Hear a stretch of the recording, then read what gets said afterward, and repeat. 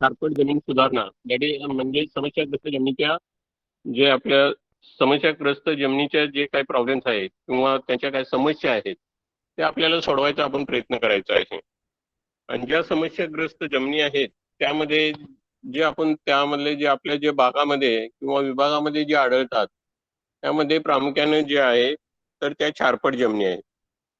छारपट जमिनी आहेत त्याबरोबर छारपट जमिनीबरोबर आपल्याकडे जे काही जमिनी आहेत त्यामध्ये आपण पाहिलं तर चुनखडीच्या जमिनी आहेत, काही पाणथळ जमिनी आहेत, काही क्षाराने पडलेल्या जमिनी आहेत.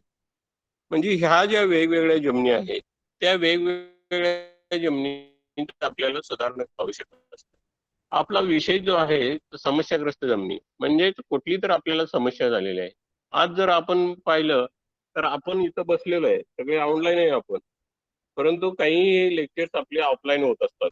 ऑफलाईन म्हणजे कसं असतं, समोरासमोर आपण बोलत असतो. परंतु हा जो करोना विषाणू आलेला आहे आणि या करोना विषाणूमुळे आपल्याला सगळ्यांना आपापल्या घरी राहून आपल्याला ह्या म्हणजे ही एक समस्या आहे. म्हणजे आपल्याला एकमेकापासून लांब राहणे गरजेचं आहे. म्हणजे ह्या समस्या जर आपल्याला करोनापासून जर वाचवायचं असेल तर आपल्याला दोन माणसामधलं अंतर 6 मीटर 3 मीटर ठेवावं लागेल. म्हणजे हात धुवावे लागतील. म्हणजे ह्या ज्या काय तर ज्या समस्येपासून आपण बाजूला होणार आहे. तसंच पाहिलं तर तसंच आपल्या जमिनीच्या बाबतीत सुद्धा सेम आहे. म्हणजे आपल्या जमिनीला वेगवेगळ्या समस्या आहेत आणि ह्या समस्या आपल्याला सोडवणे गरजेचं आहे. जर आपण करोनावर आता लस आलेले आहे ते घेतली पाहिजे. तसंच आहे मग आपल्याकडे ज्या जमिनी आहेत ते जर आपल्याला सुधारणा करायचे असेल तर त्यांची समस्या काय आहे हे पाहणे गरजेचं असतं. आणि हे जर समस्या पाहण्याची गरजेचं असेल तर मग त्यासाठी ऑप्टिमम काय आहे, मग सगळ्यात चांगलं काय असतं, माणूस फिट कधी राहतो, जमीन आपल्याला चांगली उत्पादनक्षम कशी राहील, त्याला कोणकोणतं वातावरण लागेल, कोणकोणत्या वातावरणामध्ये बाबा त्याचे जे आपल्या जमिनीमध्ये असणारे अन्नद्रव्य जे पिकाला लागणार आहे ते किती प्रमाणात उपलब्ध होते, ह्या सर्व गोष्टींचा आपल्याला विचार करणे गरजेचं असतं. म्हणून ज्या समस्या आपल्या झालेल्या आहेत त्या समस्याचं निराकरण करणे गरजेचं असतं. जसं समजा आता माझं एक तासभर एक व्याख्यान असेल किंवा एक 6 तास असेल, तर ह्या गोष्टीमध्ये ज्यावेळी तुम्ही ऐकल्यानंतर ज्या काही तुम्हाला समस्या होती, मग काही वेळा तुम्हाला मी बोलतोय किंवा त्याचा अपट्रप्ट होईल, म्हणजे काही वेळा तुम्हाला ऐकू जाणार नाही, काही लोकांना ऐकू जाईल पण काही लोकांना ऐकू जाणार नाही. काही वेळा या तंत्रज्ञानामध्ये काही जे काय सांगतोय मी तुमच्यावर पोहोचलं नसेल, ही समस्या आहे. परंतु जरी पोहोचलं जरी नसेल तर मला तुम्ही परत फोन करून विचारू शकता किंवा रामितीला फोन करून विचारू शकता किंवा इतर कोणत्याही लोकांना तुम्ही विचारू शकता, बाबा हा प्रॉब्लेम आहे ना आपल्याला हा सॉल्व्ह करायचा आहे. त्यासाठी आपले जे काही प्रॉब्लेम्स आपले जे काय समस्या आहे आपल्याला सोडवणे गरजेचं असतं. त्यासाठी आपली जमीन म्हणजे काय हे पाहणे सगळ्यात महत्वाचं आहे. ज्याची समस्या आहे ती योग्य आहे का नाही ते निवडताना आपल्याला कशासाठी निवडायला पाहिजे, कोणतं पीक घ्या पाहिजे, तिथं काय प्रॉब्लेम कोणती समस्या आहे, त्यामध्ये पाणी धरून ठेवतोय का नाहीये, हलकी जमीन आहे, म्हणजे त्यामध्ये वेगवेगळे कॅरेक्टरिस्टिक्स आहेत, म्हणजे त्याला आपण वेगवेगळे गुणधर्म म्हणतो. म्हणजे त्यामध्ये प्रामुख्याने कसं येतं तर जैविक, रासायनिक आणि भौतिक गुणधर्म. आणि यामध्ये जे सगळ्यात महत्वाचं आहे की जमिनीचे जे घटक असतात तर या घटकामध्ये प्रामुख्याने जे घटक आहेत त्यामध्ये हे आपल्याला हे 4 घटक तुम्ही स्लाइडवर पाहताय, त्यामध्ये काही इंग्लिश लोकांना येत असेल परंतु मी मराठीमध्ये सांगतो. हे 4 घटक हे सगळ्यात महत्वाचे असतात. तर त्या 4 घटकामध्ये प्रामुख्याने काय येणार आहे तर जमिनीचे सेंद्रिय पदार्थ. सेंद्रिय पदार्थ हा 5% असावा लागतो. जमिनीमध्ये हवा आणि पाणी हे 25-25% असणे गरजेचं असतं. आणि जी जमीन आपल्या वेगवेगळ्या खनिजापासून जी तयार झालेली आहे तर ह्या वेगवेगळ्या खनिजापासून तयार झालेल्या जमिनी प्रामुख्यानं त्याचं प्रमाण जे आहे ते जवळजवळ ते 45% असणे गरजेचं असतं. म्हणजेच काय, हे 4 घटक आपल्याला सगळ्यात महत्वाचे आहेत. तर ह्यामध्ये काही असतात 4 घटक, त्यामध्ये काही स्टेबल असतात, काही अनस्टेबल असतात, काही चेंज होतात, काही चेंज होत नाही.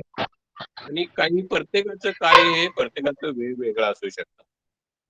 तर ह्यामध्ये प्रामुख्याने जर पाहिलं तर आपल्या जमिनीमध्ये 25% हवा, 25% पाणी असणे गरजेचं असतं. मिनरल मॅटर हे कधीही जास्त चेंज होत नाही. ते आपली जे स्टॅटिक प्रॉपर्टी म्हणतो की त्यामध्ये अचल असते, त्यामध्ये जास्त त्याचा परिणाम होत नाही. म्हणजे कशाचा परिणाम होत नाही तर ऊन, पाऊस, वारा त्याचा जास्त परिणाम होत नाही.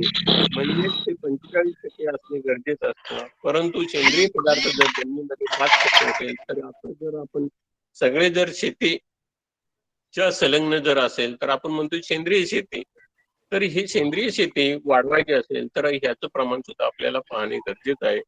जर हा सेंद्रिय पदार्थ आपण ऑर्गॅनिक मॅटर म्हणतो आणि हा ऑर्गॅनिक मॅटर आपल्या जे जमिनीचं जे काही सूत्रसंचालन असतात, जमिनीचे जे सगळे सूत्रसंचालन जर कोण हलवत असेल तर हा सेंद्रिय पदार्थ आहे.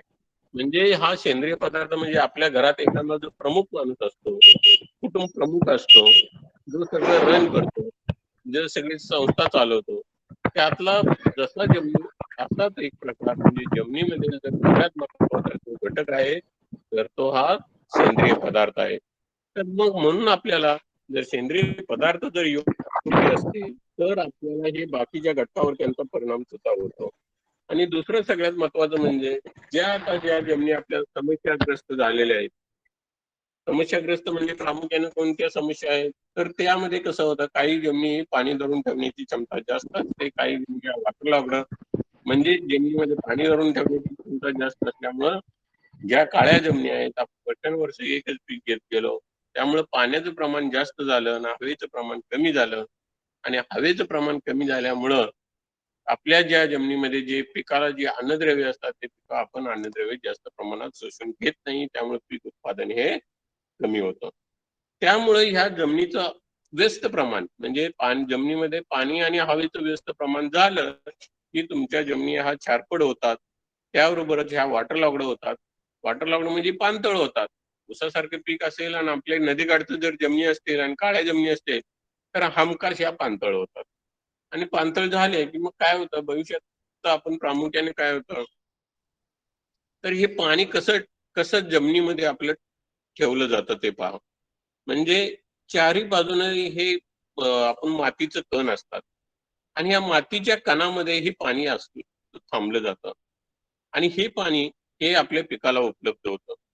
परंतु ह्या मातीच्या सभोवती जर पूर्णपणे पाणी राहिलं तरी आपण ही पाणथळ जमिनी म्हणतो आणि पाणथळ जमिनीमध्ये त्यामुळे काय होतं ते पिकाला जर पाहिलं तर पिकाला आपल्याला जास्त प्रमाणात कॅपिलरी म्हणजे जे आपलं पाणी जे आहे जास्त प्रमाणात जरी पण जमिनीमध्ये पाणी असेल ते पिकाला उपलब्ध होत नाही. त्यासाठी आपण म्हणतो जमिनीमध्ये वापसा कंडिशन पाहिजे.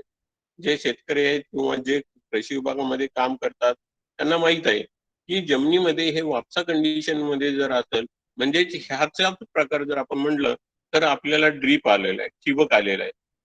ठिबक मध्ये कसं होतं ठिबक मध्ये आपण जर कोणतेही खतं दिली औषध दिले तर त्याची काय होते त्याची गुणवत्ता वाढते, इफिशियन्सी वाढते, काम करण्याची त्याची इफिशियन्सी वाढते, कार्यक्षमता वाढते.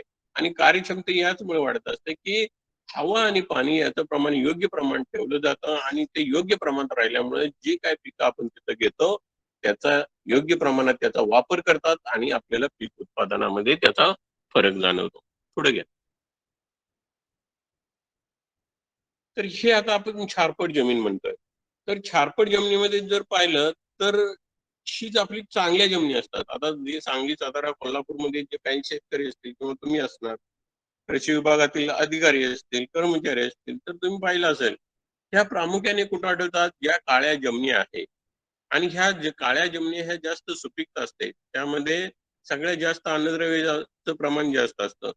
परंतु आपण ज्या काही वेगवेगळ्या पद्धती वापरल्या, वेगवेगळे आपण अ, अशास्त्रीय पद्धती वापरल्या म्हणजे पाणी देण्याचं प्रमाण जास्त झालं, पाऊसमानाचं प्रमाण कमी झालं, जमिनीमध्ये पाणी धरून ठेवण्याची क्षमता ऊसासारखं आपण एकच पीक घेत गेलो.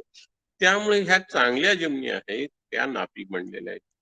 आता जर तुम्हाला क्षारपड म्हणलं तर नावावरूनच आपण सांगू म्हणू शकतो की क्षारपड म्हणजे काय तर ज्या जमिनीमध्ये क्षारानं पडलेली क्षारपड म्हणजे क्षारानं पडलेली जमीन. आता क्षार म्हणजे कोणकोणते असतात त्यामध्ये वेगवेगळे प्रकारचे क्षार असतात. त्यामध्ये सोडियम आहे, कॅल्शियम आहे, मॅग्नेशियम आहे. म्हणजे जे पिकास आपल्याला आवश्यक नाहीयेत परंतु त्या जमिनीमध्ये त्याचं प्रमाण वाढलेलं असतं आणि ते प्रमाण वाढल्यामुळं आपल्या पिकाला जास्तीत जास्त उत्पादन मिळत नाही आणि ह्या जमिनी कालांतराने ह्या नापीक होतात. बरं ह्या जमिनी म्हणजे किती प्रमाण आहेत? जर आपण पाहिलं तर जी आपली उत्पादक ज्या जमिनी आहेत, त्याच्यात जवळ-जवळ 100 लाख हेक्टर एरिया आहे. महाराष्ट्रामध्ये जर विचार केला तर 1 लाख हेक्टर एरिया आहे आणि पश्चिम महाराष्ट्राचा जर विचार केला की 10 लाख हेक्टर एरिया आहे आणि पश्चिम महाराष्ट्राचा जर विचार केला तर जवळ-जवळ हे 1 लाख हेक्टर एरिया हा छारपट जमिनीने पडलेला आहे. म्हणजेच यातून तुम्हाला चांगलं उत्पादन मिळणार होतं. परंतु हे उत्पादन सुद्धा आपल्याला मिळत नाही. म्हणजे काय होतंय, नैसर्गिक साधन संपत्तीचा आपण जास्तीत जास्त वापर करतो. परंतु त्या वापराचा आपल्याला जास्तीत जास्त उपयोग योग्य पद्धतीने घेता येत नाही. नुसता सांगली जिल्ह्याचा जर विचार केला, जे नदीकाठचे तालुके आहेत, त्यामध्ये जर पाहिलं तर मिरज आहे, पलूस आहे, कडेगाव आहे, परत तासगाव आहे. जिथं-जिथं पाण्याची सोय झालेली आहे, अशा ठिकाणी ह्या जमिनी जास्त प्रमाणात आढळलेल्या दिसून येतात. आणि नुसत्या सांगली जिल्ह्याचा विचार केला तर जवळ-जवळ आम्ही सन 2003-4 च्या वेळी हा एक भौगोलिक सर्व्हे केला होता, की सॅटेलाईटद्वारे केला होता आणि त्यामध्ये आपल्याला असं आढळून आलं, की साधारणपणे 46,000 हेक्टर एरिया हा आपल्या छारपट ग्रस्त झालेला आहे. आणि त्यातील जवळ-जवळ 10,000 हेक्टर एरिया जवळ-जवळ हा सोडिक म्हणजे त्या क्षेत्रामध्ये काही उगवत नव्हतं. परंतु हे गेल्या 50 वर्षापूर्वी जर पाहिलं होतं, त्यावेळी तिथं काहीही पाण्याची व्यवस्था नव्हती. म्हणजे त्यामध्ये कोरडवाहू आपण पिकं घेत होतो आणि कोरडवाहू पिकं घेत असल्यामुळे तिथं उत्पादन क्षमता जास्त होती आणि उत्पादन क्षमता आणि कालांतराने मग ह्या लिफ्ट इरिगेशन आल्या आपल्याकडं. म्हणजे वेगवेगळ्या पाणी पुरवठा पतसंस्था आल्या आणि त्यामुळं आपण एक ऊसासारखे एक पीक घेत गेलो आणि मग या जमिनी परत जास्तीत जास्त प्रमाणात वाढत लागून गेल्या. नेक्स्ट पुढे घ्या. हा तुम्हाला हा एरिया दाखवलेला आहे, की छारपट जमिनीचा. म्हणजे साधारण हे कॅटेगरायझेशन आम्ही केलं होतं. बाबा किती टोटल जिओग्राफिकल एरिया आहे आणि किती जास्त प्रमाणात जवळ-जवळ जास्त प्रमाण जे अफेक्टेड झालेलं आहे, जवळ-जवळ 34,000 हेक्टर एरिया आहे. म्हणजेच काय होतंय, तर हा एरिया हा नावानाव हा वाढत आहे. नुसत्या ह्या 4 तालुक्यामध्ये 177 गावांचा आम्ही सर्व्हे केला होता. तर यामध्ये जवळ-जवळ 46,000 हेक्टर एरिया आपल्याला आढळून आला. आणि टोटल एरिया जर बघायचं म्हणलं तर एक ए साधारण 1,69,000 हेक्टर होता आणि त्यामधला 1,69,000 हेक्टर जर म्हणलं, जवळ-जवळ 30% जर एरिया जर आपण म्हणलं, तर 30% एरिया हा पूर्णपणे जो लागवडीखाली होता, तो क्षार पडवत गेलेला आहे. नेक्स्ट. हां, ह्या आपल्या समस्या आहेत. यामध्ये आपला टॉपिक येत आहे की समस्यायुक्त जमिनी. आता यामध्ये कसं होतंय, आपल्याकडे जे आता आम्लयुक्त जमिनी आहेत, विम्लयुक्त आहेत, चुनखडीयुक्त आहेत, क्षारयुक्त आहे, पाणथळ जमिनी आहे, जड धातू विषय. म्हणजे यामध्ये कसं होतं, आम्लयुक्त म्हणजे आपण काय म्हणतो, की ज्या जमिनीचा समूह हा 6 पेक्षा कमी असतो, अशा जमिनीला आपण आम्लयुक्त म्हणतो. तसेच विम्लयुक्त कशाला म्हणतो, तर ज्या जमिनीचा समूह हा 8.5 पेक्षा जास्त आहे, त्या जमिनीला आपण विम्लयुक्त म्हणतो. चुनखडीयुक्त जमीन आपण कशाला म्हणतो? ज्या जमिनीमध्ये 5% पेक्षा जास्त चुनखडी आहे, कॅल्शियम कार्बोनेट आहे, अशा जमिनीला आपण चुनखडीयुक्त जमीन म्हणतो. क्षारयुक्त जमिनीला काय म्हणतो? ज्या जमिनीमध्ये सोडियम क्लोराईडचं प्रमाण जास्त आहे, अशा जमिनीला आपण क्षारयुक्त जमीन म्हणतो. पाणथळ जमीन कशाला म्हणतो? तर ज्या जमिनीमध्ये पाण्याची पातळी ही आपल्या पृष्ठभागालगत आलेली आहे, म्हणजे 1 मीटरपेक्षाही कमी आलेली आहे, अशा जमिनीला आपण पाणथळ जमिनी म्हणतो. जड धातू विषयक आपण म्हणजे जड धातू म्हणजे काय असतं? तर हेवी मेटल.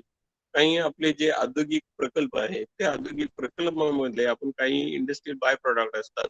ते आपण आपल्या जमिनीस वापरतो किंवा ते इंडस्ट्रियल बाय प्रॉडक्ट बाहेर पडतात, ते पाणी आपण वापरतो.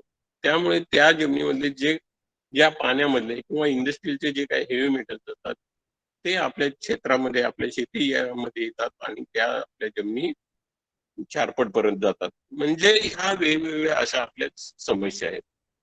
तर ह्या समस्या तर आज आपण जास्तीत जास्त प्रमाणात जर विचार करायचा आहे, तर छारपट जमिनीचा आपण विचार करू. तर यामध्ये काय होतं, तर छारपट जमीन आपण म्हणतो. जमीन खराब कशा होतात? तर एक आहे त्यामध्ये, की क्षाराची साठवण आणि पाणथळ जमीन. आता क्षाराची साठवण मध्ये काय होतंय, तर कोणत्या कारणामुळे बाबा आपली जमीन क्षारपड होते? क्षारयुक्त पाण्याचा पिकासाठी वापर. म्हणजे काय होतं, जर समजा जमीन क्षारयुक्त आहे किंवा आपल्याकडे काय आहे की उन्हाळा जास्त असतो, पाऊसमान प्रमाण हे कमी असतं आणि पाऊसमान प्रमाण हे कमी असल्यामुळे उन्हाळ्यामध्ये बाष्पीभवन होतं आणि उन्हाळ्यामध्ये जर तुम्ही पाहिलं तर पूर्णपणे आपण जिथं क्षारपड जमीन असेल तिथं पूर्णपणे जसे पावडर जसं आपण लावतो तसं पूर्णपणे आपल्या मातीला पूर्णपणे आपल्या मातीवर असा एक पांढरा थर आलेला असतो आणि जे शेतकरी शेतात जातात त्यांना जे आपले क्षारपड जमिनी असतील आणि जर तुम्ही पाणी दिलं तर तुमच्या लक्षात येईल की बाबा पूर्णपणे हा पाण्याचा आणि क्षारयुक्त पाण्याचा पिकासाठी वापर म्हणजे आपण पाणी परीक्षण सुद्धा करणे गरजेचं असतं. जर समजा तुमचं जर क्षारयुक्त पाणी असेल त्याच पाण्यामध्ये जर आता जनरली आपण काही शेतकरी आता असे करायला लागलेले आहेत की वॉटर कंडिशनर बसवायला लागलेत. काही काही जर शेतीमध्ये जर आपण शहरामध्ये पाहिलं तर काही लोक आपल्या शहरांच्या शेतीमध्ये सुद्धा हे घरी सुद्धा हे वापरतात. काय वापरतात? तर वॉटर कंडिशनर वापरतात. का वापरतात? तर त्यामध्ये क्षाराचं प्रमाण जास्त असतं. म्हणजेच काय होतं, तर क्षार हे पिकास उपयुक्त नाहीये. जर ते क्षाराचं प्रमाण जर वाढत गेलं, तर आपल्या त्या पिकावर त्याचा दुष्परिणाम होतो. दुसरं आहे की ऊसासारख्या पिकासाठी अमर्याद वापर. आता ऊसासाठी पिकासाठी अमर्याद वापर म्हणजे काय होतंय? सर सगळ्यांना अनम्यूट केलंय का ते बोलू शकतात माझ्याशी? फरीड सर? बोलू शकतात सर, शंका विचारू शकतात. हा. म्हणजे मला पण त्यांना इंटरॅक्शन करता येईल. Yes yes sir. नाहीतर काय हा वन वे होईल ते. नाही नाही नाही नाही सर. हा ठीक आहे. ज्यांना आता विचारायची मी असतील काही शंका तर शंकेसाठी आपण आता प्रश्न लिहून ठेवा आपल्याकडं आणि सेशन संपल्यानंतर पुन्हा नाही, विचारा शंका. येस. मला सुद्धा त्यांच्याशी हॅलो सर, हा मला सर. सुद्धा त्यांच्याशी इंटरॅक्शन करतो. येस येस चालेल सर. हा. आता किती लोक आहे आता मला एक सांगा की उसाला सर्वसाधारण वर्षाला पाणी किती लागतं? सुरू उसाला सर्वसाधारण पाणी किती लागतं? किती सेंटीमीटर आपण पाणी देतो? एनीबडी? नाही 1200 mm. 1200 mm. हा 1200 mm नाही देऊ शकत आपण. म्हणजे एक एक एक जर पाण्याची पाळी म्हणली तर किती सेंटीमीटर पाणी देतो?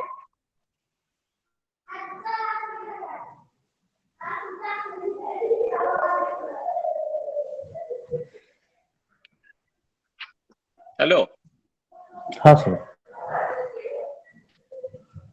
1 सेंटीमीटर एका पाण्याच्या पातळीमध्ये आपण किती पाणी देऊ शकतो?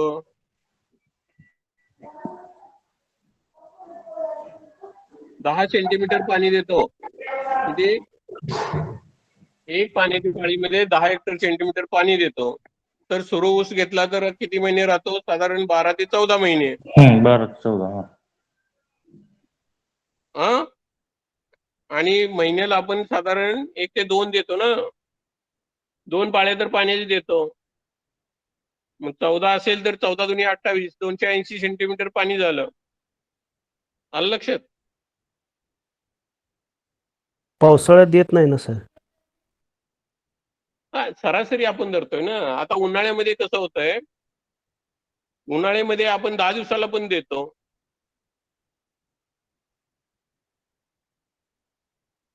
ठीक आहे. म्हणजे मला काय सांगायचं होतं, तर सर्वसाधारण उसाला आपण साधारण नाही म्हणलं ठीक आहे, पावसाळ्यातले आपण 4 महिने सोडले किंवा 3 महिने सोडले.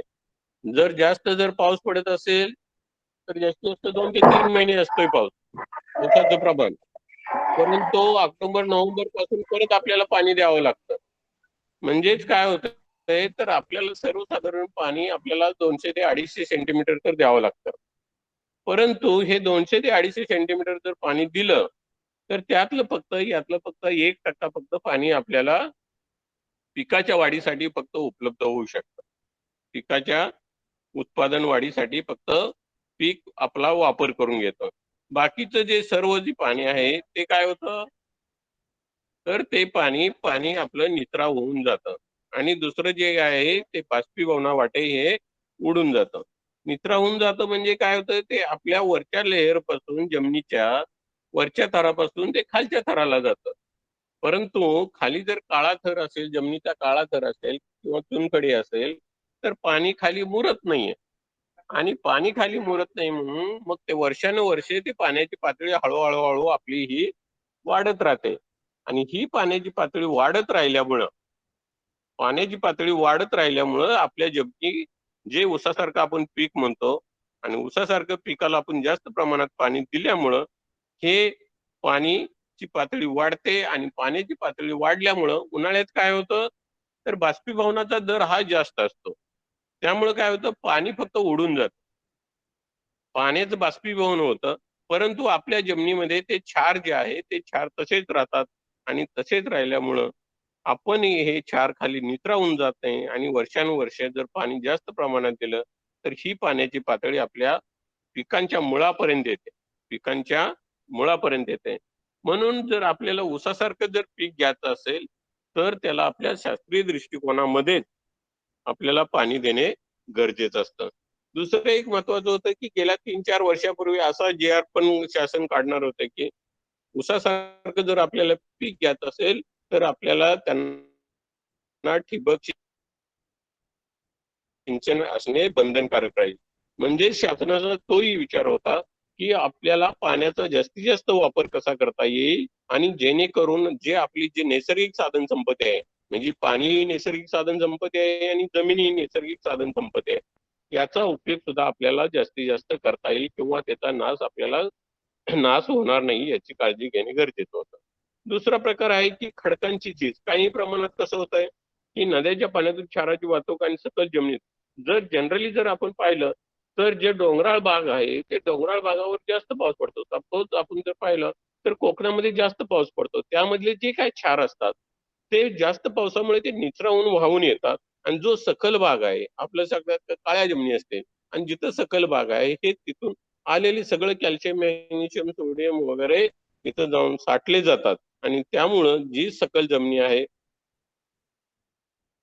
किंवा आपण जर आपल्या गावातली जर जमीन पाहिली, समजा तुमच्या गावात पाणथळ जमीन असतील किंवा जर वरचा भाग असेल किंवा एकच क्षेत्र असेल, 1 एकर असेल, तर वरचा भागामध्ये पाण्याची पातळी ही कमी असते.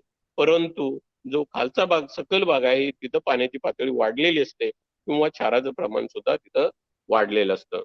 दुसरं आहे ती भाऱ्या काळी जमिनी. भारी काळी जमिनी म्हणजे जनरली ह्या आपल्या ज्या जमिनी आहेत, की जो आपला सातारा, सांगली आणि कोल्हापूरचा जो बेल्ट आहे, जो हवेपासून जो पूर्व भाग आहे, ह्या पूर्णपणे काळ्या जिथं-जिथं जर प्रत्येक गावामध्ये जर पाहिलं तर जवळ-जवळ ह्या काळ्या जमिनी आहेत. आणि ह्या काळ्या जमिनीमध्ये ह्या काळ्या जमिनीचेच गुणधर्म असे आहेत, की पाणी धरून ठेवण्याची क्षमता ही जास्त असते. पाणी मुरण्याची क्षमता ही कमी असते. त्यामुळं वॉटर लॉगिंग आपण पाणथळ या जमिनी हा तयार होतो. दुसरं आहे की नैसर्गिक उतारांचा अभाव. त्यामध्ये काय झालं की नैसर्गिक उतारांचा अभाव म्हणजे काय झालं, की पहिल्या जे काय आपल्या नैसर्गिक चरा होत्या, त्या काय झालं, की प्रत्येक जण आपले काय केलं, जे आपलं आता लोकसंख्या वाढत गेली. लोकसंख्या जसं वाढेल तर तसं जमिनीचं क्षेत्र आहे तेवढंच राहिलेलं आहे. लोकसंख्या वाढली की 10 गुंठ्याचं 5 गुंठ झालं, 5 गुंठ्याचं 2.5 गुंठ झालं. आणि जे काय आपल्याला जास्तीत जास्त उत्पादन शेतकरी काय करायला लागले, जास्तीत जास्त उत्पादन घेण्याच्या पाठीमागे लागले. आणि जो काय आपला नैसर्गिक जो चर होत्या, त्या चर पूर्णपणे मुजवल्या गेल्या. आणि त्या चरा मुजवल्या गेल्यामुळे जो पहिला आपला जो नैसर्गिक उतार होता, तो आपल्याला तो राहिला नसल्यामुळे जमिनीतून पाण्याचा निचरा किंवा क्षारांचा निचरा झाला नाहीये. तसेच यांत्रिकीकरणामुळे जमिनीचे सपाटीकरण, नैसर्गिक थर बनले. रासायनिक खताचा वापर. रासायनिक खताचा वापर म्हणजे काय झालेलं आहे, की आपण अ रासायनिक खतं देत असताना आपण जे पिकाला लागतंय तेवढं देत नाहीये. म्हणजेच काय झालेलं आहे, की आपल्याकडं शासनाची माती परीक्षण प्रयोगशाळा आहे, विविध संशोधन केंद्राच्या प्रयोगशाळा आहेत, आपल्याकडे कृषी विज्ञान केंद्र आहेत. तिथं कोणीही माती परीक्षण करत नाही. आज जर आपण पाहिलं तर माती परीक्षणाची जी टक्केवारी जर पाहिली तर मला वाटतं हातावर मोजण्यापेक्षा किंवा 100त जर पाहिले तर 1 ते 2% शेतकरी हे माती परीक्षण करतात. आता यामध्ये आपण म्हटलेलं आहे की कोणकोणती सॉइल कशी असते. तर यामध्ये जर आपण पाहिलं तर सँड सिल्ट आणि क्ले म्हणलं, ही काळी जमीन आहे, शेवटची आहे ते काळी जमीन आहे. तर ह्या काळ्या जमिनीमध्ये जर पाहिलं तर क्ले जे पर्सेंटेज, जे चिकन मातीचं प्रमाण हे जास्त असतं. आणि चिकन मातीचं प्रमाण जास्त असल्यामुळे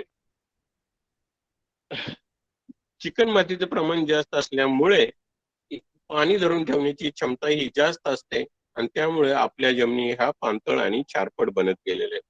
पुढे घ्या.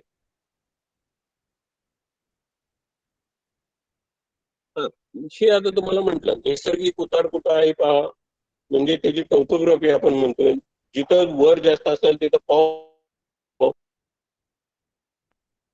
पाऊस पडल्यानंतर त्या जमिनीवर जे सॉल्ट असतात ते पाण्यामध्ये विरघळतात आणि ते विरघळल्यानंतर पाण्यावाटे वाहून येतात आणि वाहून आल्यामध्ये जिथं आपला जो लो लाईन एरिया असतो, जो सखल भाग असतो, तिथं हा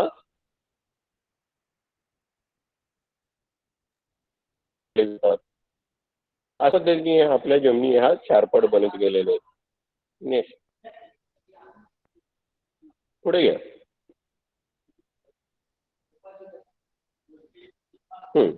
सेम तसंच आहे.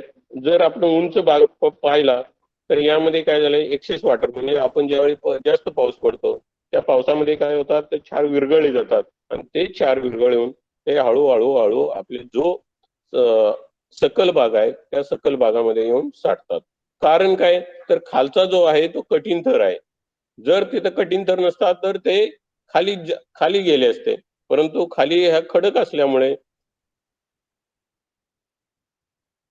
ते खडकात पाणी जास्त प्रमाणात मुरत नाही आणि तिथलं जे क्षार असतील ते सुद्धा आपल्या जो सकल भाग असतो त्या सकल भागामध्ये येऊन साठतात.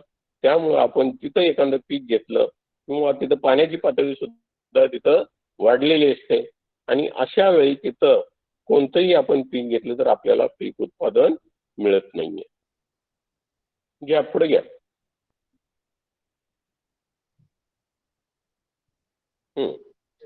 आता पाणथळ जमिनी म्हणलेलं आहे, म्हणजे पाणथळ जमिनीमध्ये ज्या आपल्या जमिनी होतात, म्हणजे काय होतं, इनफ्लो आणि आउटफ्लो. म्हणजे ज्यावेळी जमिनीमध्ये एकूण सर्व मार्गाने सोडलेले पाणी हे जमिनीतून बाहेर पडणारे पाणी व पिकांना लागणारे पाणी यापेक्षा जास्त होते, यालाच आपण पाणथळ जमिनी म्हणतो. म्हणजेच काय होतं, जे जास्त प्रमाणातलं जे पाणी आहे आणि परंतु बाहेर पडणारं पाणी आणि पिकाला लागणारं पाणी यापेक्षा जास्त होतं, म्हणजे बाहेर जात नाही पाणी. ते आपल्या जमिनीमध्ये साठून राहतं. तसेच आपल्या पिकाला सुद्धा ते कमी प्रमाणात उपलब्ध होतं आणि पाण्याचं प्रमाण जास्त झाल्यामुळं अशा जमिनी आपल्याला पाणथळ बनवल्या गेलेल्या आहेत.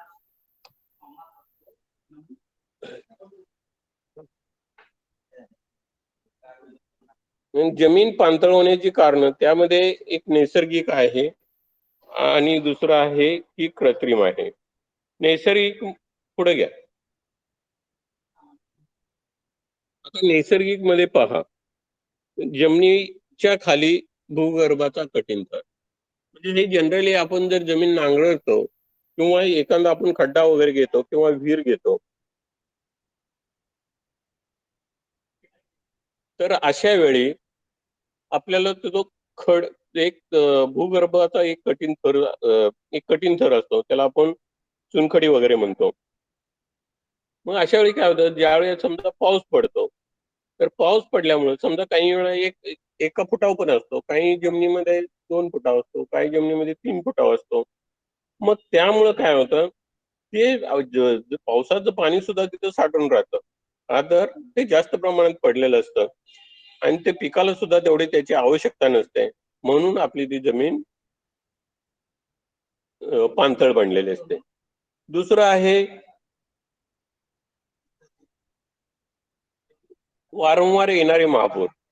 काही वेळा कसं होतं की महापूर येत राहतात. म्हणजे आता जर सांगली आपण पाहिलं की कृष्णा कोयना जर पाहिला किंवा आपली पंचगंगा जर पाहिले, गेले 2-3 वर्ष 18-19ला सन 2018-19ला पण 20ला पण हा पूर आला होता.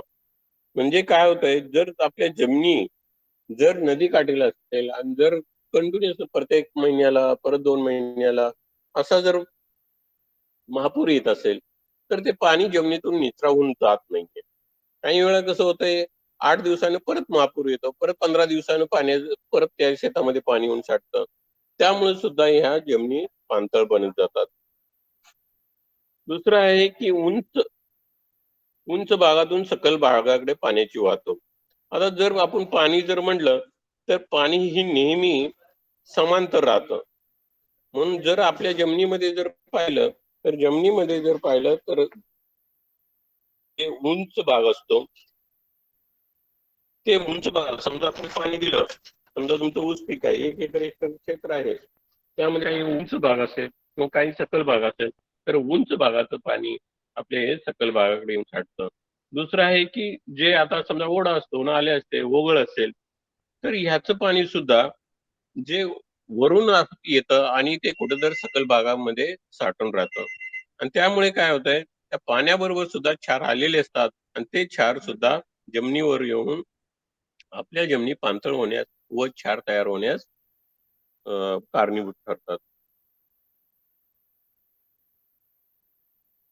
दुसरं आहे की हवामान. हवामानामध्ये कसं होतंय, आपल्याकडे जर पाहिलं तर पाऊस कमी आहे. काही वेळा तर 2 वर्ष पाऊस पडतो, 3 वर्ष दुष्काळ राहतो. मग अशा वेळेस काय होतं, की आपल्याकडे जे काही पाणी असेल ते आपण पाणी देतो आणि त्यामुळं उन्हाळ्यामध्ये बाष्पीभवन जास्त होतं आणि प्रामुख्याने पाणी दिल्यानंतर आपल्याला जाणवतं की उन्हाळ्यामध्ये जे क्षार दिसतात, परंतु पावसाळ्यामध्ये दिसत नाही. मग उन्हाळ्यामध्ये काय होतं, तर जे आपल्या पाण्यामध्ये जे क्षार असतात, ते पाणी दिल्यानंतर त्याचं पाण्याचं बाष्पीभवन होतं आणि क्षार मात्र आपल्या पृष्ठभागावर येऊन साठतात. आता क्षार म्हणजे कोणकोणते आहेत? त्यामध्ये बाबा पिकं कोणकोणते क्षार घेतात किंवा पिकाला कोणकोणते आवश्यक आहे? ते कसं अब्सॉर्प्शन केलं जातं? पिकं कशी घेतली जातात? आता यामध्ये दाखवलेलं आहे, की आपल्या हा एक मातीचा कण आहे. तर ह्या मातीच्या कणावर हे बाकीचे सगळे जे आपण म्हणतो 16 अन्नद्रव्ये हे असतात. आणि त्यातील मग कसे कुणाचे प्रमाण किती आहे आणि कोणतं आहे? जसं पिकाला लागेल तसं हे आपली 16 अन्नद्रव्ये पिकं शोषून घेतात. पुढे घ्या. आता मानव निर्मित म्हणजे हे आपण आहे. आपण जबाबदार आहे या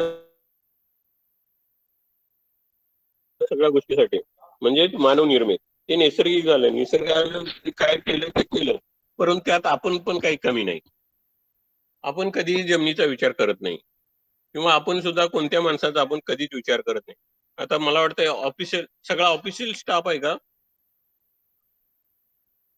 हॅलो सर. होय होय सर. हां, हां. 1 मिनिट. ठीक आहे, ओके. आता एक असतं, आता जमिनीचा प्रकार विचारात न घेता पाणी देण्याची पद्धत. म्हणजेच काय असतं, आता ऑफिसमध्ये आपण काम करत असतो. आता समजा आपल्याकडे 10 असिस्टंट आहेत, म्हणजे कृषी सहाय्यक आहेत.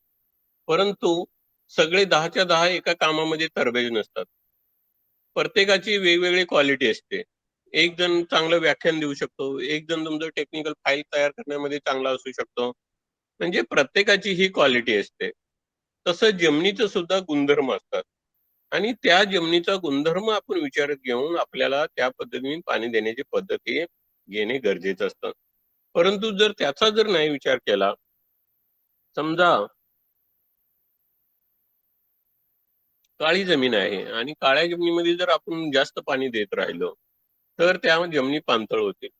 परंतु तेवढंच पाणी जर आपण हलक्या जमिनीला दिलं, तर त्या जमिनी पाणथळ होणार नाहीत. का तर त्याचा निचरा हा जास्त असतो. दुसरं आहे की बागायती क्षेत्राची अति बांधबंदिस्ती. जे आता बागायत म्हणतोय म्हणजे हे बागायती क्षेत्र कसं असतं, तर पूर्णपणे आता जर पाहिलं तर 16 ते 17% हे बागायती क्षेत्र आहे. मग 17% जर बागायती क्षेत्र असेल, तर कमी क्षेत्रामधून आपल्याला जास्तीत जास्त उत्पादन काढायचं असतं. मग आपल्याकडे जे एक प्रत्येक खेडेगावात सुद्धा एक म्हण आहे, की शेत पडलं तरी चालेल मात्र बांध टोकरायची पद्धत असते. म्हणजे बांध तेवढा कसा कमी करता येईल तेवढं करत असतात शेतकरी. म्हणजे बांध कधी-कधी ठेवत सुद्धा नाही. आणि म्हणजेच काय होतं, तर बांध न ठेवल्यामुळं आपले जे समजा आपल्या शेतात आलेलं पाणी हे दुसऱ्या शेतामध्ये हे जातं आणि त्यामुळं आपल्या क्षेत्रामधलं पाणी दुसऱ्याच्या क्षेत्रात जातं, त्यामुळे आपल्या या जमिनी पाणथळ सुद्धा होण्याचे कारण आहे. दुसरं आहे की नैसर्गिक ज्या चरा असतात, नैसर्गिक ओघळ असेल, नाले असतील, याचं पूर्णपणे आपण सपाटीकरण केलेलं आहे. का? तर आपल्याला जास्तीत जास्त उत्पादन काढायचं आहे, जास्तीत जास्त आपल्याला त्यातून उत्पादन मिळायला पाहिजे, म्हणून आपल्याला ते पूर्णपणे लागवडीखाली क्षेत्र आणलं आणि जीच काही चर होते ते पूर्णपणे आपण या काढून टाकल्या. त्यामुळे कोणत्याही कोणत्याही प्रकारची तिथं आपल्या जमिनीचा निचरा होत नाही आणि निचरा न झाल्यामुळं आपल्या जमिनी हा पाणथळ होत गेलेला आहे. नैसर्गिक ओघळ, नाले, चर यांची देखभाल व्यवस्था, आता हे सगळ्यांना माहित आहे. जे काय कॉमन असतं त्यामध्ये शेतकरी काय करतात, समजा नैसर्गिक ओघळ असेल, नाला असेल, चर असेल, याची कोणीही, आता काही ठिकाणी आपल्या ह्या निचरा प्रणाली राबवण्यात आल्या, काही आपण उघडे चरही घेतले की आपल्या कमी पैशामध्ये आपल्याला जास्तीत जास्त उत्पादन म्हणजे आपल्याला जमीन सुधारायसाठी उपयोग होईल. परंतु शेतकऱ्यांनी काय केलं, तर शेतकरी हे कधीही आपल्या ज्या नैसर्गिक चर असतील किंवा ओघळ असेल यांची देखभाल करत नाहीत. त्या उलट काय करतात, ज्या आपल्या जमिनीमधील जे काही तण असतील, दसकट असतील, त्या चारामध्ये आणून टाकतात आणि त्यामुळं जे काय नॅचरल पद्धतीनं, जी काय नैसर्गिक पद्धतीने आपल्या शेतातलं पाणी बाहेर जाणार असतं ते तिथं पूर्णपणे तुंबलं जातं आणि आपल्या जमिनी हा पाणथळ होत जातात. दुसरं आहे सिंचन विभागातील पाण्याची पाटाची गळती. आता काही ठिकाणी बारामती वगैरे आहे, नीरा आपल्याला कालवा माहिती आहे, नीरा उजवा, नीरा डावा. हा मला वाटतं 1804 मध्ये हा कालवा तयार झालेला आहे. परंतु जिथं जिथं हा कालवा तयार झालेला आहे अशा ठिकाणी पहिले ड्रेनेज सिस्टीम करणे गरजेचं होतं. काही ठिकाणी त्या केलेल्या होत्या. परंतु परंतु या परत कालव्यांची ज्या पाटाची पाणी आहेत त्याची देखरेख व देखभाल एवढी आता होत नाही. त्यामुळं काही ठिकाणी त्या पाण्याच्या गळती होतात आणि ते पाणी आसपास आपले जे आहे क्षेत्र त्यामध्ये झिरपून जातं आणि त्यामध्ये आपल्या पाण्याची पातळी वाढली जाते आणि अशीच पाण्याची पातळी वाढल्यामुळं आपल्या जमिनीमध्ये क्षाराचं प्रमाण हे वाढले जातं. तर तुम्हाला पाहता येत आहे की हे पूर्णपणे क्षारपट झालं, इथं काही उगवत नाही. अशा जमिनी आपल्याला कोणत्याही प्रकारात लवकरात लवकर सुधारणा करणे गरजेचं असतं. आपण काही वेळा आपल्याला हे सुद्धा एक क्षारपट जमिनीचं चित्र आहे की फोटोग्राफ आहे की यामध्ये समजा तुम्ही माती परीक्षण सुद्धा नाही केलं तर तुम्हाला समजू शकतं की जर वेडीबाबळ जर त्या क्षेत्रामध्ये उगवलेली असेल, त्या क्षेत्रामध्ये उगवले असेल तर त्या क्षेत्रामध्ये सोडियमचं प्रमाण हे निश्चितच असतं. म्हणून आपण प्रामुख्याने कोणतंही क्षेत्र जरी आपण पाहिलं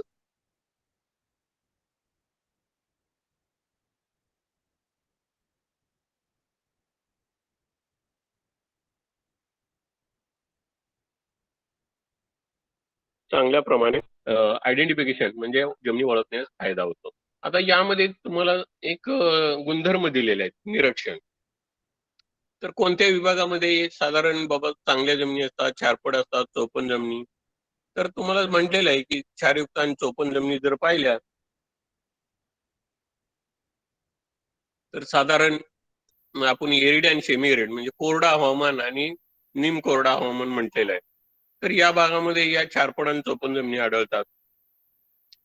तर पाणी ज्यावेळी समजा पाऊस पडला तर पावसाचं जर पाणी जर आपली चांगली जमीन असेल तर लगेच शोषून घेतलं जातं आणि नुसती क्षारपट असेल तर त्यामध्ये पण लगेच शोषून घेतलं जातं. परंतु त्या जमिनी जर चोपण असतील म्हणजे चोपण असेल तर अशा जमिनीमध्ये हे पाणी दीर्घकाळ टिकून राहत नाहीये. आता दुसरं आपल्याला एक पाऊस पडल्यानंतर आपल्याला हे पण पाहता येईल आपल्या जमिनीची बाबा पात्रता कशी आहे. तर यामध्ये सर्वसाधारणपणे जर चांगली जमीन असेल तर पाणी जर पावसाचं पाणी एकदम स्वच्छ असतं आपण त्या पृष्ठभागावर.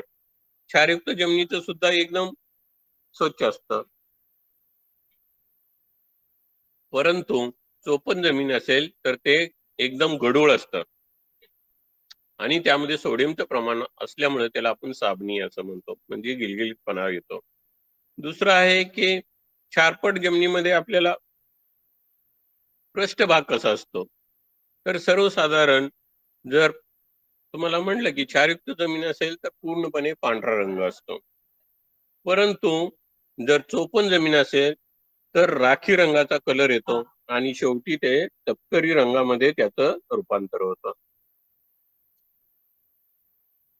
यावरूनच आपल्याला असं लक्षात येत आहे की बाबा आपण क्षारपट जमीन कशी ओळखायची.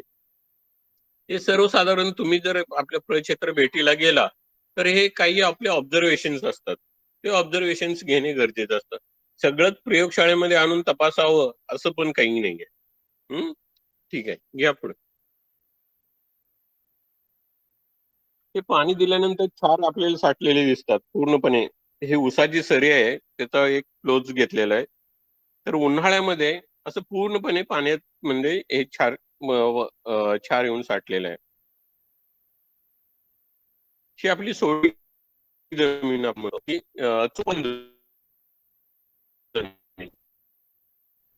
हे पहिली जी आपली जमीन असते ते क्षारयुक्त असते, नंतर क्षारयुक्त चोपण असते आणि तिसरी जी शेवटची स्टेज म्हणतो ते आपली चोपण जमीन असते. आणि ही जी आहे त्याला आपण वॉटर लॉग्ड सॉइल्स आपण म्हणतो, म्हणजे पाणथळ जमीन.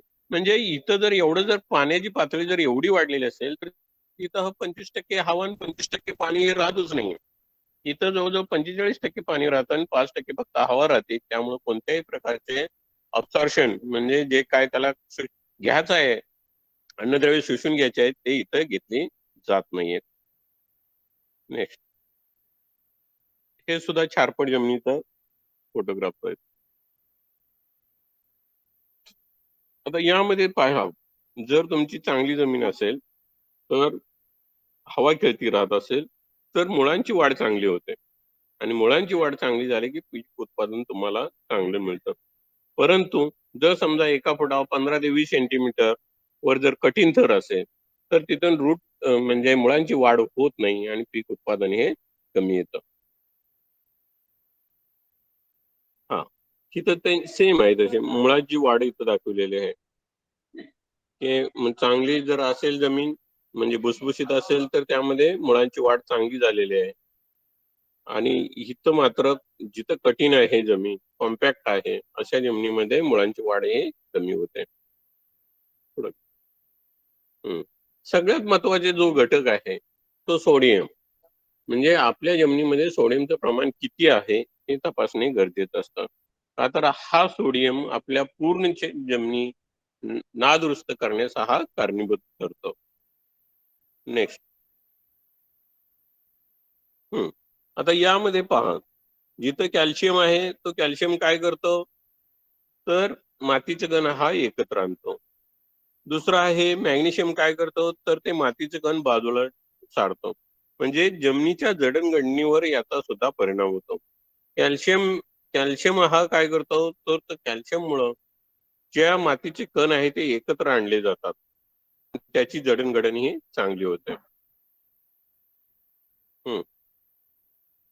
आता जर आपण पाहिलं तर यामध्ये दाखवलंय की सर्वसाधारण बाबा ईसी कसा असतो, म्हणजे आपण जर इलेक्ट्रिकल कंडक्टिव्हिटी म्हणतो, क्षारता म्हणतो, तर क्षारता जर जनरली पाहिली तर जून पासून तर ऑक्टोबर पर्यंत ह्या खरीप सीझन मध्ये हा कमी असते.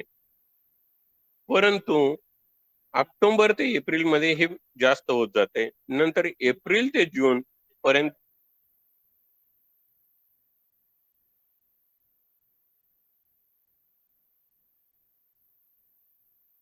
असतं. परंतु हे वाढलेलं प्रमाण ज्यावेळी पाऊस पडतो ते नंतर परत कमी कमी होत जातं. नेक्स्ट. हा, दुसरा एक महत्वाचा हे असतो की आपल्याला क्रस्ट फॉर्मेशन आपण म्हणतो, पापडी. एक जमिनीवर क्षारपट जमिनीमध्ये एक जाड अशी जर पाऊस वगैरे पडला, एक वळवाचा पाऊस वगैरे पडला किंवा आपण पेरणी केली आणि पेरणी करून जर पाऊस पडला तर असे जाड थर तयार होतो. आणि जाड थर तयार झाला की जे आपले बीजांकरून जे काही बीज टाकले ते वर येताना त्याची एवढी शक्ती नसते की ते वरची पापडी आपण बाहेर काढू शकतो. आणि त्यामुळं तिथं क्षारपट जमिनीमध्ये तुमचं हे उगवण क्षमता ही कमी राहते. आता ही पाण्याची पातळी आणि इथं पापडी तुम्हाला सांगितले बघा. इथं सामान्य जमिनीमध्ये असते किंवा नसते, पण पापडी तयार पण होत नाही. आदर ते पाणी लगेच मुरून जातं. परंतु क्षारपट जमिनीमध्ये पण सामान्यपणे पातळ असते, मात्र कठीण नसते. मात्र चोपण जमिनीमध्ये जर पाहिलं तर जाड आणि कठीण असते. त्यामुळे अशा जमिनीमध्ये उगवण क्षमता ही कमी असते. आता हे तुम्हाला सांगितलं की जनरली बाबा ऑब्झर्वेशन्स काय असतात क्षारपट जमिनीचे गुणधर्म. आता जर पाहायचे गुणधर्म म्हणलं, जर तुम्ही जमिनीचे जर माती परीक्षण केलं तर क्षारपट जमिनीसाठी वेगवेगळ्या प्रकारे आपल्याला माती परीक्षण करावं लागतं. आणि त्या वेगवेगळ्या माती परीक्षण करत असताना क्षारपट जमिनीमध्ये त्याला प्रयोग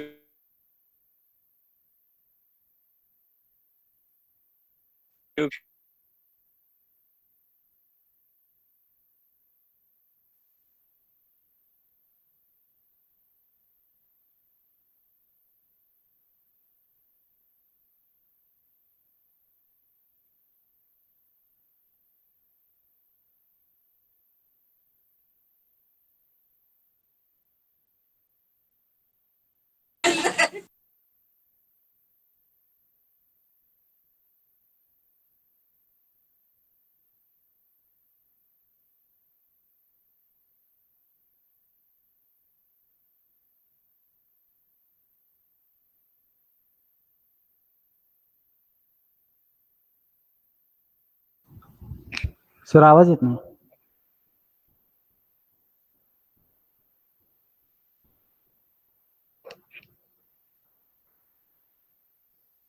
कांबळे सर. हॅलो. सर बाहेर पडलेत.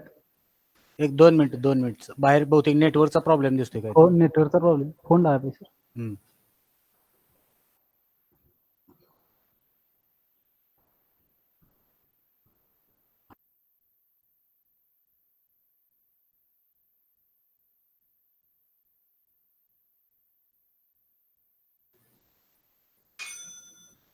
जॉईन होतात लगेच सर 1-2 मिनिटात.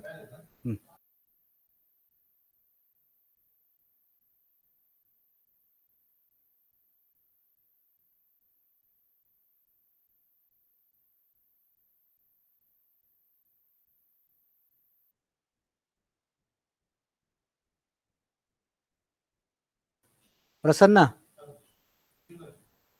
हो सर. हा आहे ना. सर जॉईन झालेत का बघ. नाही झाले सर.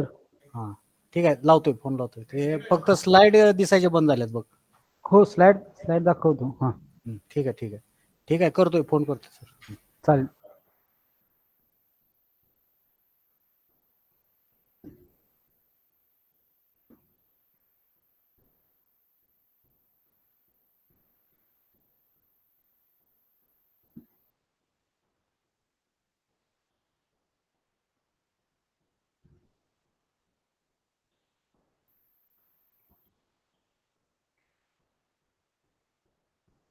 हा सर.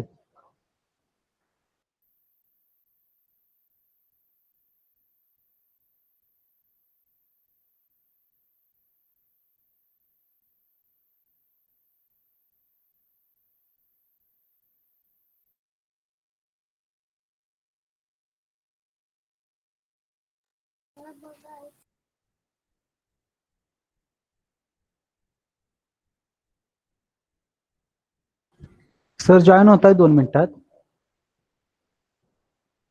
नेटवर्कचा काहीतरी इश्यू आहे.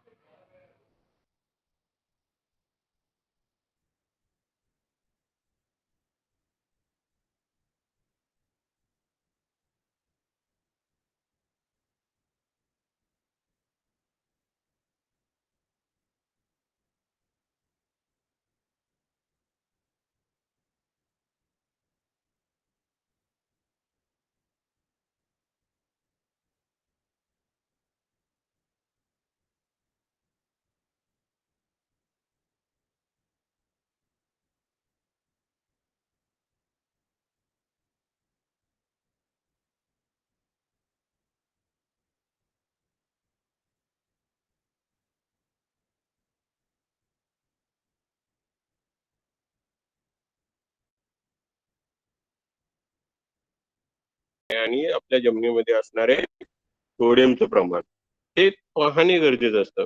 जसं तुमचं सोडियमचं प्रमाण वाढेल किंवा क्षाराचं प्रमाण वाढलं की आपल्याला पीक उत्पादनावर त्याचा ऍडव्हर्स म्हणजेच आपण काय म्हणतो की जेवढं आपल्याला उत्पादन पाहिजे तेवढं आपल्याला उत्पादन मिळत नाही. जर पीएच वाढत म्हणजे जमिनीचा सामू जसा वाढत जाईल तर तसं आपल्या जमिनीमध्ये जरी अन्नद्रव्य उपलब्ध असतील तरी सुद्धा त्या पिकाला उपलब्ध होत नाहीयेत. म्हणून आपल्याला माती परीक्षण करताना जमिनीचा सामू असणारे त्यामध्ये क्षाराचं प्रमाण आणि तिसरं सगळ्यात महत्वाचं म्हणजे जमिनीमध्ये असणारे सोडियमचं प्रमाण हे तपासणे गरजेचं असतं. या पुढे हा ह्यामध्ये इथं दाखवलेलं आहे. आता पिकाला जर तर पिकांना 16 अन्नद्रव्यांची आवश्यकता असते. तर सर्वसाधारणप्रमाणे जर आता आपण हा ग्राफ पाहिला तर आपल्या लक्षात येईल की जनरली 6.5 ते 7.5 च्या दरम्यान जास्त प्रमाण nitrogen, phosphorus, potassium, calcium, magnesium, sulphur म्हणजे जर सर्वसाधारणपणे जे आपल्या पिकांना जे मुख्य आणि प्रमुख आणि दुय्यम अन्नद्रव्य लागतात ते जास्त प्रमाणात त्यावेळी शोषून घेतली जातात. जर जमिनीचा सामू हा कमी कमी होत जाईल त्यावेळी मात्र प्रमुख अन्नद्रव्याची कमतरता कमी होते, मात्र सूक्ष्म अन्नद्रव्याची उपलब्धता ही वाढली जाते.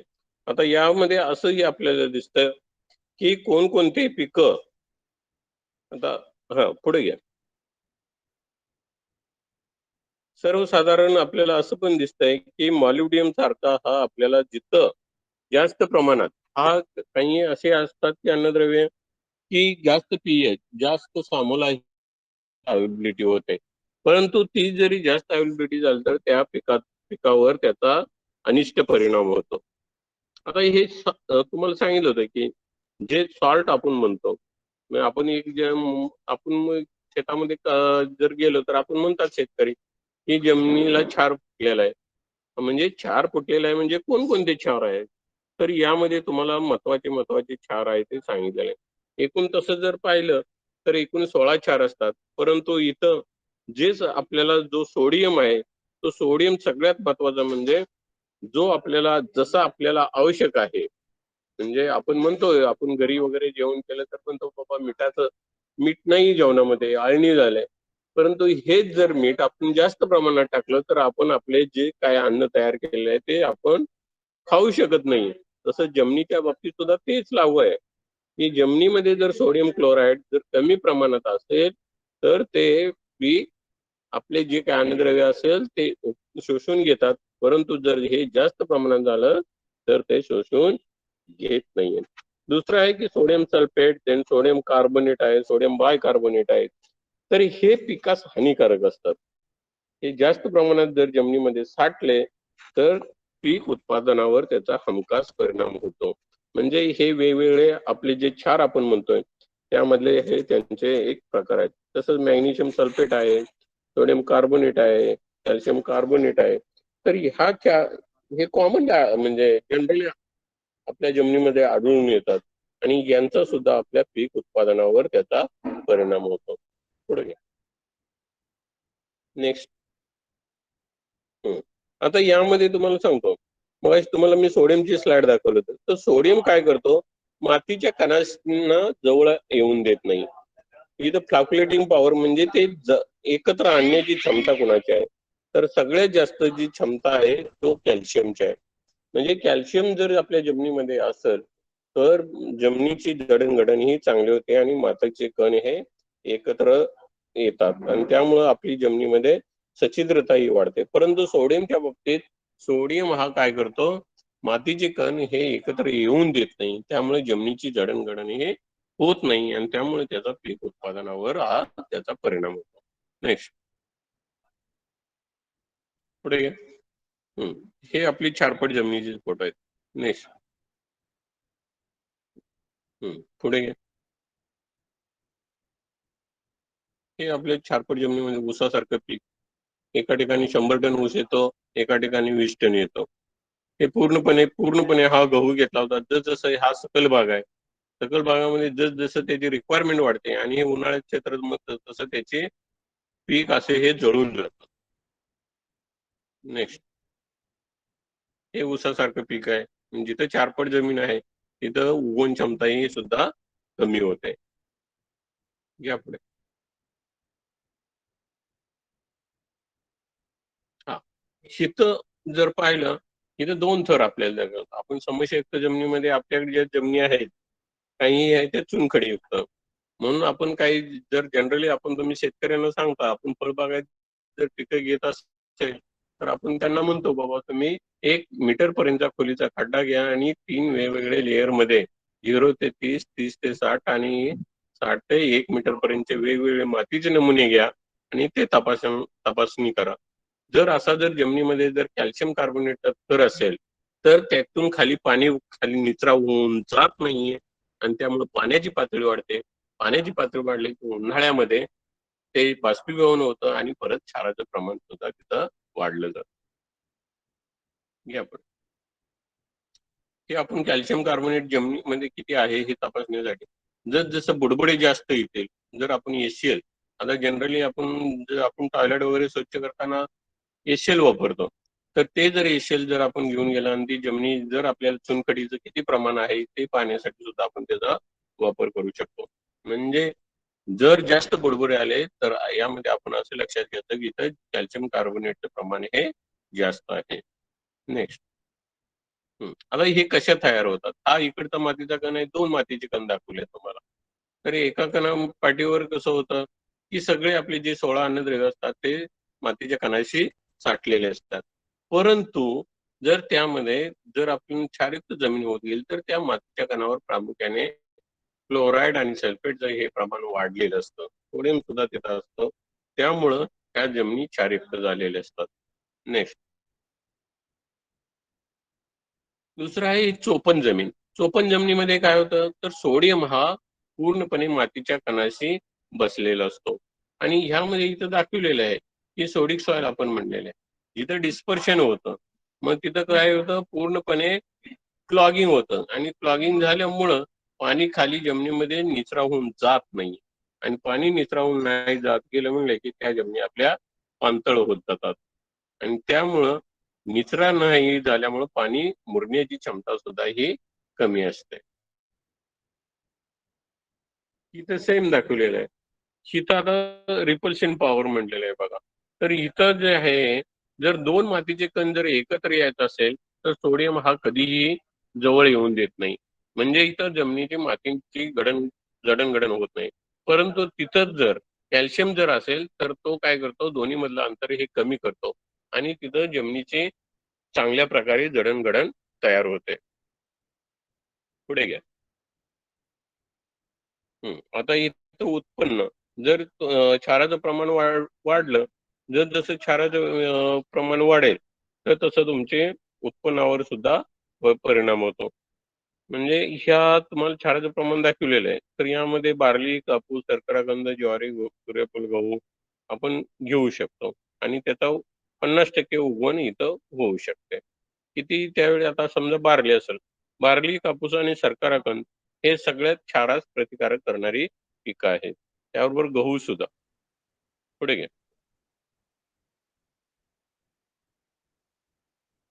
हां, इथं सुद्धा बीट, चवळी, टोमॅटो, कोबी, मका, कांदा, भात म्हणजे इथं क्षाराचं प्रमाण किती पाहिजे? मग तुम्हाला 50% उत्पादन मिळेल. 50% इथं उगवण मिळेल. नेक्स्ट. आता वाढ न होण्याची कारणं आता हे झालेली आहेत बरीच कारणं. पुढे घ्या आता. आता आपण सुधारणेकडे जाऊ थोडं पटपट. घ्या पुढे. हां. आता यामध्ये आपल्याला आहे, इथं आता 3 महत्त्वाचे घटक आहेत. जसं जमिनीचे आपण 4 घटक म्हणलं होतं. आता जमीन जर क्षारयुक्त जमीन सुधारायची असेल, तर आपल्याला काय करावं लागेल? तर उघडे चर असेल, तर उघडे चर घ्यावं लागतील.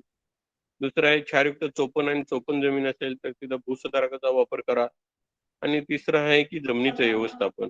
जमिनीच्या व्यवस्थापनामध्ये सेंद्रिय खते, खोल मशागत, पाणी नियंत्रण, पिकाची फेरपालट आणि हिरवळीची खते.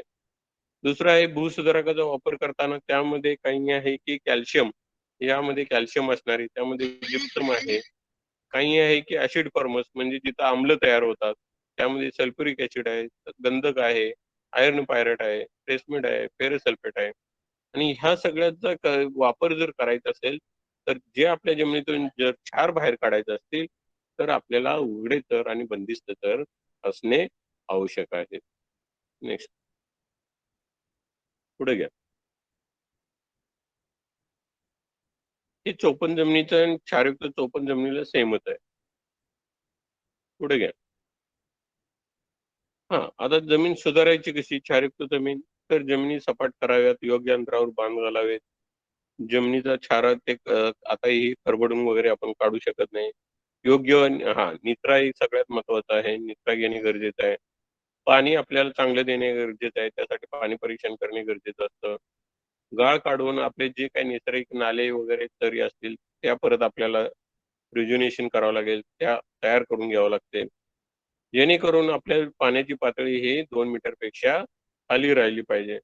आणि अशा जमिनीमध्ये आपल्याला जास्तीत जास्त ऑर्गॅनिक म्हणजे सेंद्रिय पदार्थ आपल्याला वापरणे गरजेचं असतं. साधारण आपण जर 30 ते 40 गाड्या, समजा एखादं पीक घेत असेल तर त्या आपल्याला 20 गाड्या टाकायला घेत असेल तर त्याच्या दुप्पट आपल्याला इथे शेणखत चांगले कुजलेले शेणखत मिसळून घ्यावं. त्याबरोबरच ताग यांच्यासारखी हिरवळीची खते सुद्धा इथं घ्यावे. आणि ही पिकं घेतल्यानंतर, ते गाडल्यानंतर गहू, भात जे क्षारास प्रतिकार करणारे आहेत पिके, ते परत त्या पिकांची लागवड तिथं करण्यात यावी. नेक्स्ट, पुढे घ्या. काय आणलेलं की वापर पण घालावेत, योग्य अंतरावर चर घ्यावेत, परंतु यामध्ये एवढंच जास्त की यामध्ये आपल्याला सुधारायचं असेल. जिप्सम हा फक्त जिथं कॅल्शियम कार्बोनेटचं प्रमाण कमी आहे अशा ठिकाणी जिप्सम वापरायचा, परंतु जिथं चुनखडीचं प्रमाण जास्त आहे अशा जमिनीमध्ये आपल्याला गंध तसेच iron pyrite, sulphur, sulphuric acid याचा वापर करणे गरजेचं आहे. तसेच हिरवळीचे खत सुद्धा घेणे गरजेचं असतं. जर ह्या पिकाला आपल्याला नत्राची आवश्यकता असते, त्यासाठी इतर आपण पिकांना जे नत्र देत असतो शिफारशीत खत मात्रा, त्याच्यापेक्षा आपल्याला इथं 25% जास्त खत मात्रा द्यावी लागेल. तसेच सूक्ष्म अन्नद्रव्याचा सुद्धा वापर करावा. पाण्याचं योग्य प्रमाण आपल्याला ठेवावं लागेल. आणि उन्हाळ्यात या जमिनी कधीही रिकाम्या ठेवायच्या नाहीयेत. का तर उन्हाळ्यामध्ये त्याचं बाष्पीभवन, पाण्याचं बाष्पीभवन होतं आणि क्षाराचं प्रमाण वाढलं जातं, म्हणून आपल्याला त्या जमिनी कधीही रिकाम्या ठेवायच्या नाहीये. नेक्स्ट.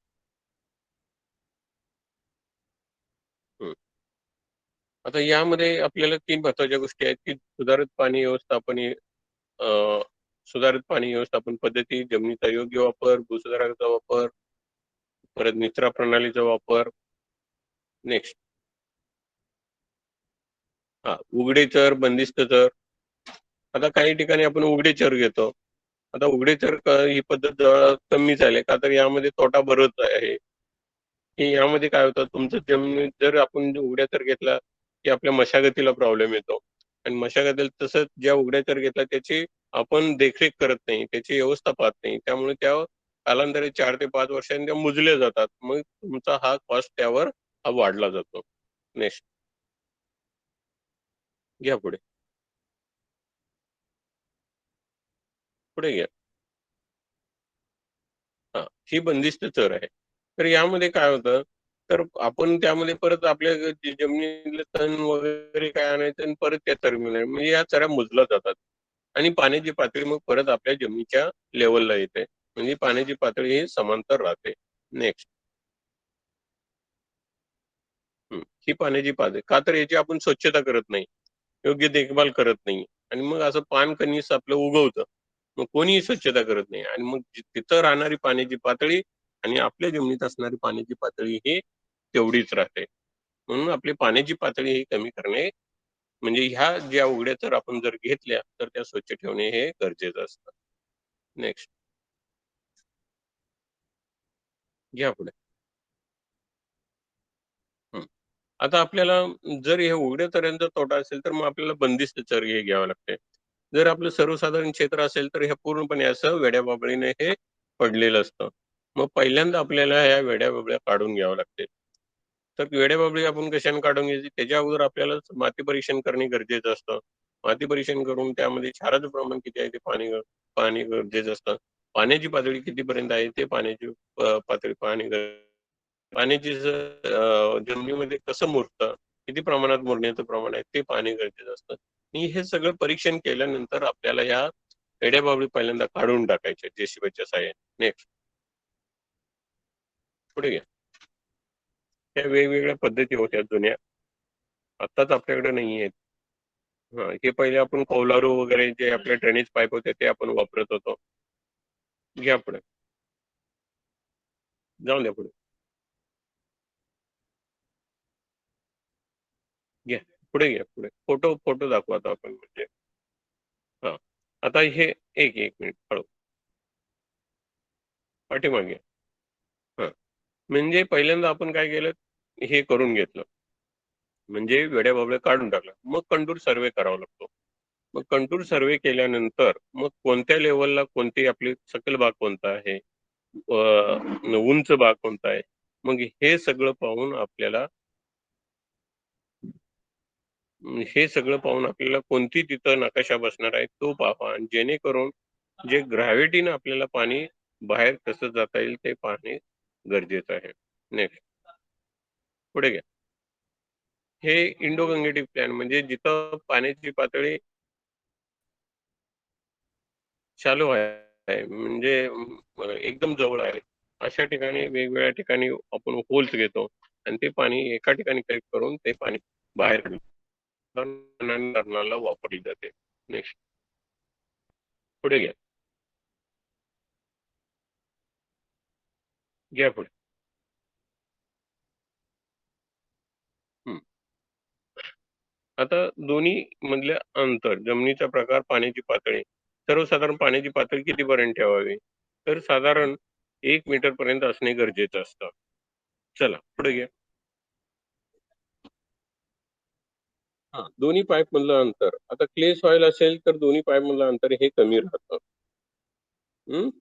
ज्यावेळी आपल्याला ड्रेनेज पाईप टाकायचे असतात त्यावेळी हे दोन्ही पाईप मधलं अंतर हे कमी असतं. नेक्स्ट, इथं बघा हलक्या जमीन असेल तर दोन्ही पाईप मधलं अंतर हे जास्त राहतं. पुढे घ्या. आता मटेरियल काय वापरतो, तर आपण ज्यावेळी पाईप आपल्याला टाकायचं असेल त्यावेळी जाड वाळू वापरत होतो, परंतु आता ही जाड वाळू आपल्याला उपलब्ध होत नाही.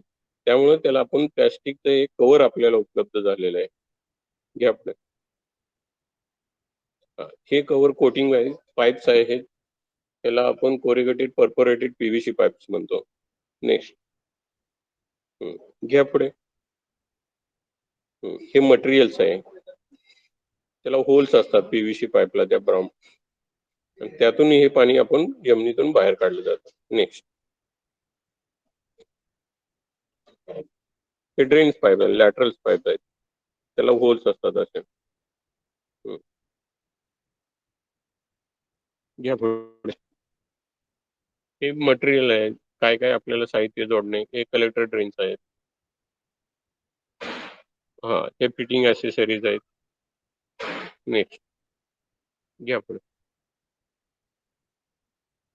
जाऊन दे पुढे. घ्या. हा फार्मा आपण वापरला जातो. नेक्स्ट. आता ते जाड वाळू नाही परंतु पाईप असते, तर आपण असे हे पीव्हीसी पाईप टाकले आहे, म्हणजे परफोरेटेड कोरिगेटेड पाईप टाकली जाते ड्रेन. नेक्स्ट,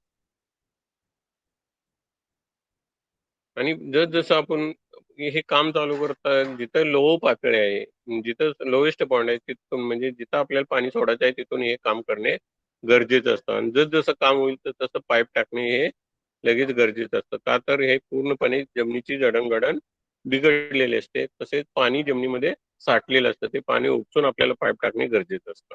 नेक्स्ट, चला घ्या पुढे. आता हे तुम्हाला उपलब्ध मिळते, आता वरून टाकायची काही गरज नाही, कंपनीकडूनच त्याला कव्हर मिळते तुम्हाला. चल घ्या पुढे. अशा पद्धतीने पाईप टाकत जाणे.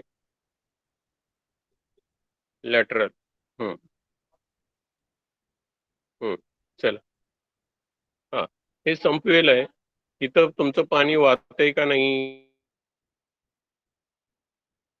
झालंय का नाही, पाण्यामध्ये पाणी योग्य आहे का नाही, क्षार वाहून गेलेत का नाही, याचं परीक्षण करण्यासाठी हा संपेल म्हणून ठेवलेले असते. नेक्स्ट. घ्या घ्या पुढे.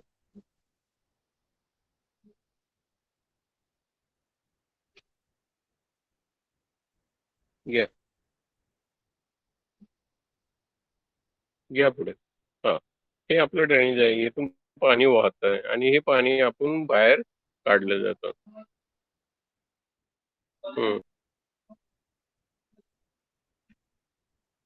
हे असे कलेक्टर आपण मोठ्या ड्रेन्स आहेत आणि यातून हे सगळं पाणी एका कलेक्टर ड्रेन्स मध्ये जातं आणि मग ते बाहेर आपण काढले जातं. नेक्स्ट.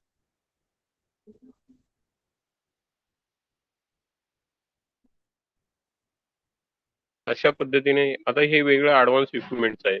हे डायरेक्ट आपण सर्वे द्यायचा, त्यामध्ये फिडिंग करायचं आणि पूर्णपणे तुमचं सबसर्फेस ड्रेनेज हे कम्प्लीट होऊन जातं. म्हणजे जमिनीखाली पाईप घालून आपल्या जमिनीमध्ये जे जादा झालेले क्षार आणि जादा झालेले पाणी हे बाहेर काढलं जातं. नेक्स्ट. घ्या पुढे. घ्या पुढे. त्याचे जे क्षारास आपल्याला प्रतिकार करणारे म्हणजे ऊस घ्या. ऊसासाठी आता वेगवेगळ्या व्हरायटी आल्या. 94-012 आहे, 10,001 आहे, 265 आहे.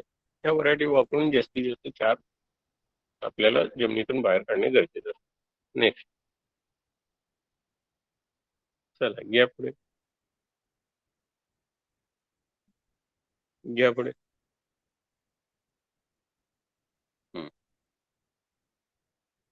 जरा पुढे घ्या.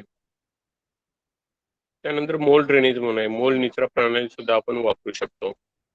हे जर आपण सबसर्फेस ड्रेनेज टाकले तर हे आपल्या कमी खर्चाचे आहे.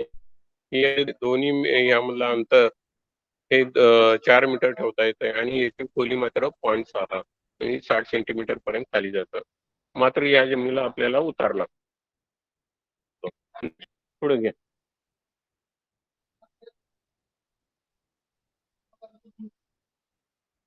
पुढे घ्या. पुढे घ्या.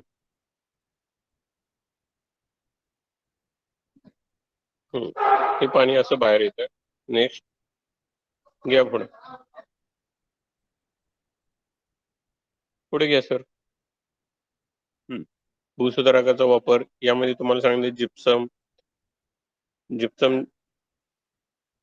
जिप्समचा वापर जिथे बाबा चुनखडी नसेल अशा ठिकाणी जिप्समचा वापर करा. पहिल्यांदा पसरून द्यायचं, मग आपले जिप्सम रिक्वायरमेंट प्रमाणे प्रयोगशाळेमध्ये तपासणं. आयर्न पायराइट जिथं जिथं कॅल्शियम कार्बोनेटचं प्रमाण जास्त आहे,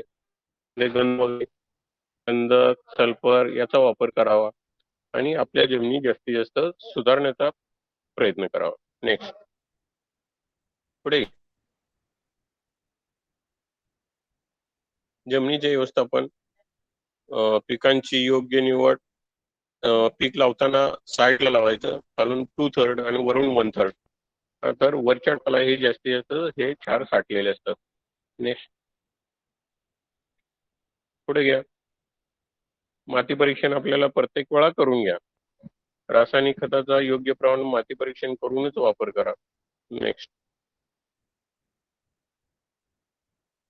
पुढे घ्या.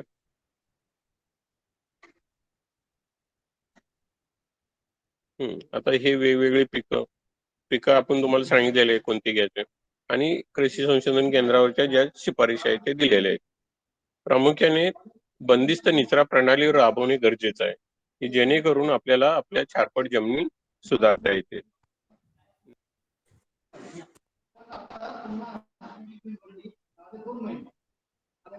पुढे घ्या सर. पुढे घ्या. घ्या पुढे. घ्या पुढे. घ्या. आणि कृषी संशोधन कसबे डिग्रज मध्ये हे सगळ्यांचे झालेले काम आहे त्याचे फोटोग्राफ्स आहेत. चला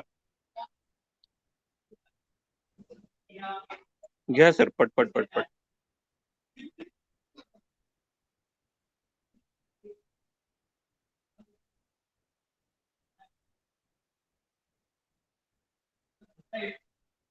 घ्या.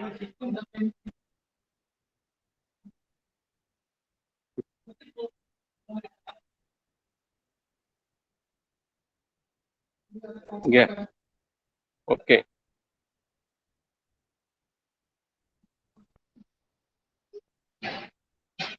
काही शंका आहे का कोणाची? चालू सर.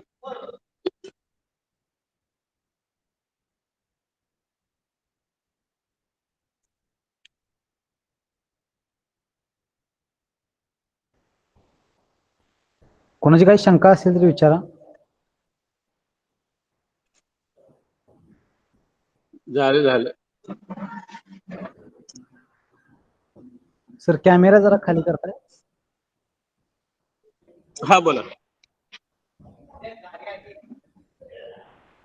हा साहेब झालंय.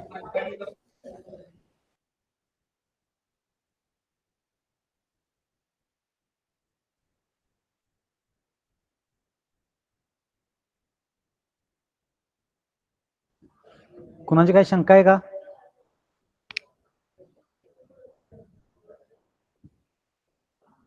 शंका असेल तर विचारून घ्या.